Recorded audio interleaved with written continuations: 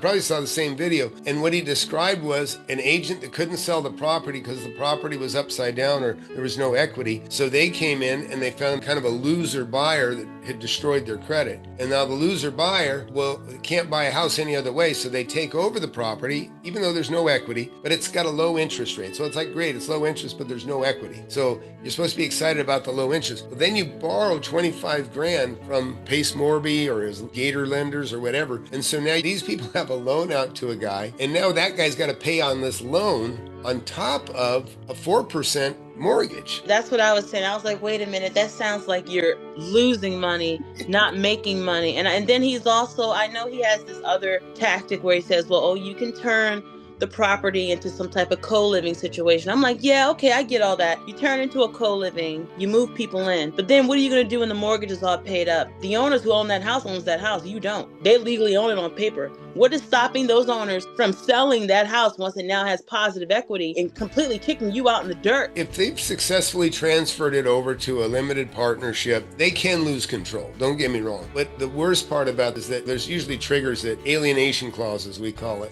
that when you transfer the property over to somebody else, put it into a different entity, if you don't own most of that entity, then the bank says, we're calling your note because you've transferred it. They can do it, but if you do, they can just give it back. But now you can't write it off. You don't have a lot of stuff, that advantages you would normally have. It's just stupid.